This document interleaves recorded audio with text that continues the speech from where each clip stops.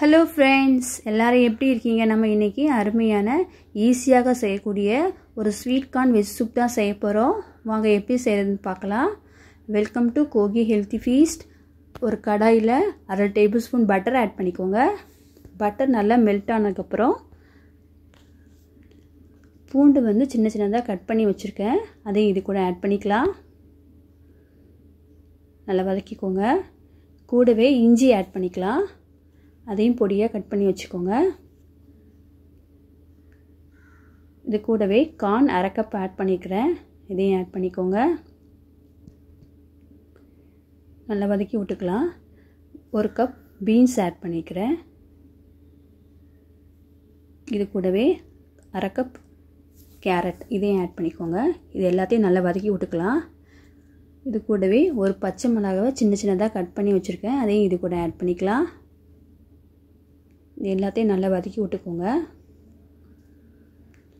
அப்புறம் 1/2 கப் கார்னை பேஸ்ட்டாக அரைச்சி வச்சுருக்கேன், அதையும் இது கூட ஆட் பண்ணிக்கலாம். இந்த மாதிரி பேஸ்ட்டாக அரைச்சி செய்யும்போது கார்னோட ஃப்ளேவர் நல்லா கிடைக்கும், சூப்பும் நல்லா டேஸ்டியாக இருக்கும்.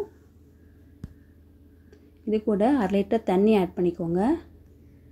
நான் இன்றைக்கி 4 பேர் சாப்பிட்ற மாதிரி செய்கிறேன், நீங்கள் எத்தனை பேர் செய்கிறீங்களோ அதுக்கேற்ற மாதிரி தண்ணி ஆட் பண்ணிக்கோங்க.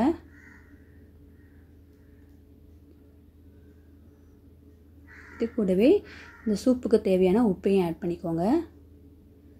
இது நல்லா கொதிக்கட்டும். 10 மினிட்ஸ் நல்லா கொதிக்கட்டும். நல்லா கொதிச்சாதான் இந்த ஃப்ளேவர் நல்லா இறங்கி சூப்பு நல்லா டேஸ்டியாக இருக்கும். நல்லா வெந்துடுச்சு. இந்த டைமில் 1 டேபிள் ஸ்பூன் கார்ன்ஃப்ளவர் மாவை தண்ணியில் கரைச்சி வச்சுருக்கேன், அதுவும் இது கூட ஆட் பண்ணிக்கலாம். இதையும் சேர்த்து நல்லா கொதிக்க விட்டுக்கலாம். இது கூடவே 1 ஸ்பூன் பெப்பர் பவுடரையும் ஆட் பண்ணிக்கலாம். நல்லா கொதித்து வரட்டும் இந்த சூப்பு. அதுதான் டைம் ஆக ஆக உங்கள் சூப்போட திக்னஸ் அதிகமாகிடும். அவ்வளோதான் ஃப்ரெண்ட்ஸ், ஈஸியாக sweet corn veg soup ready ஆகிடுச்சு. ஈஸியாக எங்கள் வீட்டிலையே இந்த சூப்பை செஞ்சிடலாம். ட்ரை பண்ணி பாருங்கள்.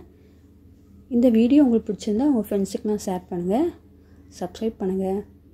Bye friends.